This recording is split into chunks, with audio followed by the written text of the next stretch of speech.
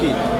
আমরা জেলা পুলিশের পক্ষ থেকে আনুমানিক 2টার দিকে আমরা জানতে পারছি এরকম একজন ডাক্তার, উনি ড্যাবের আহ্বায়ক, উনি ওনার নিজ শয়ন কক্ষে নৃশংসভাবে খুন হয়েছে। আমরা সাথে সাথে জেলা পুলিশ, পিবিআই এবং সিআইডি আমরা সমন্বিত টিম ঘটনাস্থলে আমরা আসছি। সকল পুলিশ সুপাররা এখানে আছেন। আমরা ঘটনার প্রাথমিক তদন্ত বিশ্লেষণে মনে হচ্ছে উনি এখানেই ঘুমাইছিলেন, এখানেই কোনো ধরনের নৃশংসতার শিকার হয়েছেন। আমরা প্রযুক্তিগত বিষয়গুলো বিবেচনা করে দ্রুত যারা এটার সাথে জড়িত বলে প্রমাণিত হবে তাদেরকে গ্রেপ্তার করে আইনের আওতায় নিয়ে নৃশংস বলতে কি তাকে কি গলা কেটে বা এরকম কিছু আমাদেরকে বলতে চান?